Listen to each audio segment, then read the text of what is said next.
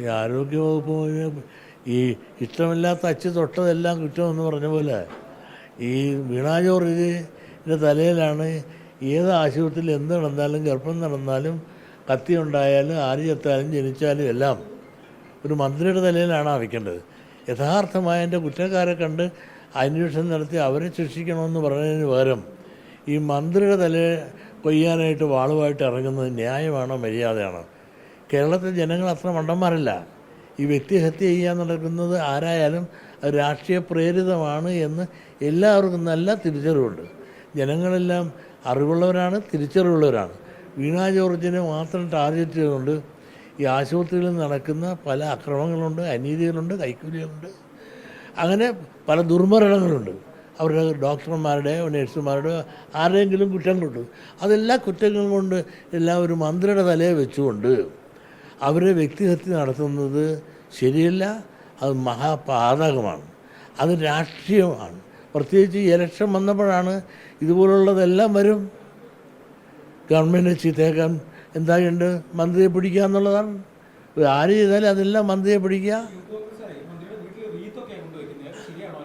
ഒരാൾ അത് ശരിയല്ല എന്ന് അവരിൽപ്പെട്ടവർ തന്നെ പറഞ്ഞല്ലോ. ഞങ്ങൾ രമേശ് ചെന്നിത്തല പറഞ്ഞല്ലോ, റീത്ത് വയ്ക്കുക ഞങ്ങളുടെ സംസ്കാരമല്ലെന്ന്. അപ്പോൾ കോൺഗ്രസ്സുകാർ അവരുടെ വികാരത്തിന് യൂത്ത് കോൺഗ്രസ്സുകാർ അവരോട് റീത്ത് വെച്ചു.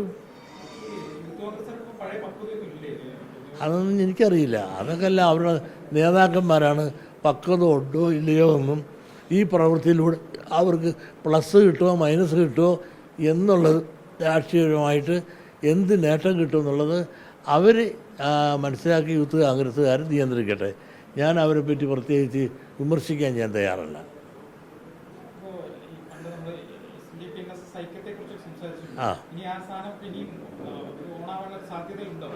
എനിക്കറിയില്ല, കാരണം അതിനെപ്പറ്റി ഞാനൊരു അഭിപ്രായമേ പറയുന്നില്ല.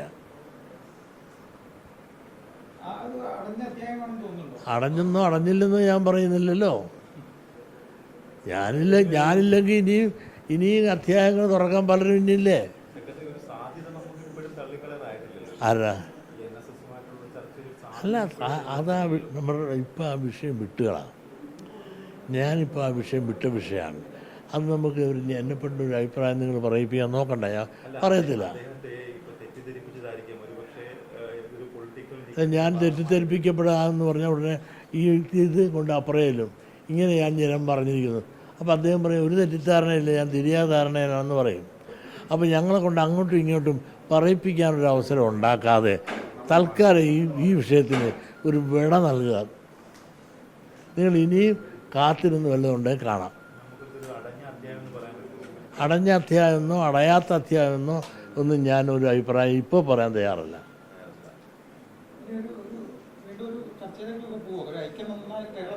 ഞാൻ പറഞ്ഞില്ല, ആ വിഷയത്തിലേ ഞാൻ ചർച്ചയ്ക്കില്ല എന്ന് പറഞ്ഞല്ലോ. അദ്ദേഹത്തിൻ്റെ അഭിപ്രായം പറഞ്ഞു. ഞാൻ അദ്ദേഹത്തിൻ്റെ അഭിപ്രായത്തിൽ ഞാൻ അന്ന് പറഞ്ഞു, ആരും വിമർശിക്കരുതേ, ആരും അദ്ദേഹത്തിന് ഇതിൻ്റെ പേര് കുറിച്ചിക്കാൻ പോകരുതെന്നാണ് ഞാൻ പറഞ്ഞത്. അത് ഞാൻ ഇപ്പോഴും ആവർത്തിക്കുകയാണ്.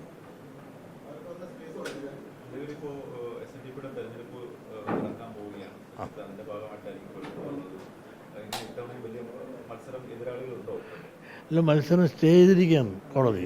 അതെ അതെ, ഇപ്പം ഞങ്ങളവർ സ്റ്റേ ചെയ്തിരിക്കണമെങ്കിലും അതവർ പറഞ്ഞിരിക്കുന്നത് നിർത്തിവെച്ചെടുത്തു തുടങ്ങണമെന്നാണ്. ഞങ്ങൾ തയ്യാറാണ്. അതായത് പുതിയ ആളുകൾ കൂടി നോമിനേഷൻ കൊടുക്കാൻ അവസരം കിട്ടുമെങ്കിൽ കിട്ടട്ടെ എന്നുള്ള സതുദ്ദേശമേ നമ്മൾ കണക്കാക്കിയുള്ളത്. ആ ഉദ്ദേശത്തെ ആണ് തടഞ്ഞത്. അതുകൊണ്ട് വേണ്ട, നിർത്തിവെച്ച് തുടങ്ങാം. അവർക്കതെല്ലാം ജനകോടതിയിൽ വരുന്നില്ലല്ലോ. അവർ ജനകോടതിയിൽ വരാതെ കോടതികളിലെല്ലാം കയറി നടന്ന് സുപ്രീം കോടതി തൊട്ട് കൊല്ലം കോടതിയിൽ നടന്ന് സമ്പത്ത് ഇടുകയാണ് ഇവർ. ശകുനം മുടക്കുകയാണ് ആണല്ലോ. നിങ്ങൾ തന്നെ പറയാം, ഈ യോഗ ഓഫീസ് ജപ്തി ഇട്ടിരിക്കുകയാണെന്നാണ് പലപ്പോഴും. ഇവിടെ ജപ്തി ചെയ്യേണ്ട വല്ല ലക്ഷ്യമുണ്ടോ? വല്ല ജപ്തി നോട്ടീസ് മുടക്കിയിട്ടുണ്ടോ? ജപ്തി ചെയ്യാൻ ആർക്ക് സാധിക്കും? ഒരു കാശും ഞങ്ങൾ കൊടുക്കാനില്ല.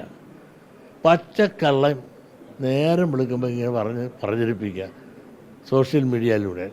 ഈ പ്രചരിപ്പിച്ച് ഈ സമുദായത്തെ നശിപ്പിക്കാൻ ഇവർക്ക് ചുണയുണ്ടെങ്കിൽ സമുദായ അംഗങ്ങളെ കൊണ്ടുപോവാ, 10 യൂണിയനെ കൊണ്ടുപോവാ, 10 ശാഖയെ കൊണ്ടുപോവാ. ആ ശാഖ നേതാക്കന്മാരെ കൊണ്ടുവന്ന് നിങ്ങൾ വർത്തമാനം പറ. ഒരാൾ പോലും ഉണ്ടാവും പറയാൻ. ഈ പറയിപ്പിക്കുന്ന ആരാണ്? ചില കൂലിപ്പട്ടാളക്കാരെ കൊണ്ട് കാശ് കൊടുത്ത് പറയിപ്പിക്കുന്നതല്ലാതെ ആ ഒരു യൂണിയൻ്റെ നേതാക്കന്മാരും ബന്ധത്തിൽപ്പെട്ടവരുണ്ടോ? ഈ സംഘടനയെ സ്വയം നശിപ്പിക്കുന്നു, അവരും നശിക്കുന്നു എന്നുള്ളതല്ലാതെ ഈ സ്ഥാപനത്തിനോ ഈ പ്രസ്ഥാനത്തിനോ കൂറുണ്ടെങ്കിൽ ഇവർ 30 കൊല്ലമായി എന്നോട് യുദ്ധം ചെയ്യാൻ തുടങ്ങിയിട്ട്. എന്ത് ചുക്ക് ചെയ്യാനുണ്ട്? പ്രാതിനിധ്യ വോട്ടവകാശം പാടില്ലെന്നും പറഞ്ഞാണ് യുദ്ധം ചെയ്തത്. തുടങ്ങുമില്ല. അല്ല, ഞങ്ങൾ അവരുടെ പുറകെയല്ലേ ഞങ്ങൾ പോണത്. അവരെല്ലാം യുദ്ധമായിട്ട് മുമ്പോട്ട് പോകുമ്പോൾ ഞങ്ങൾ അതിൻ്റെ പുറകെയല്ലേ, കോടതിയിൽ പോവുകയല്ലേ.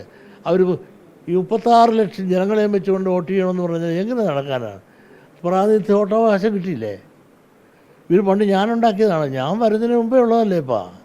അപ്പോൾ ഇവർ വോട്ടുകളും ജനങ്ങളെയും ഭയപ്പെടുന്നു. കോടതിയെ കയറി നടന്നുകൊണ്ട് ഇതിൻ്റെ വളർച്ചയും തളർത്താൻ കേസുകൾ കൊടുത്ത് മുടക്കുന്നു. ഇതാണ് ഇവിടെ കാണുന്നത്.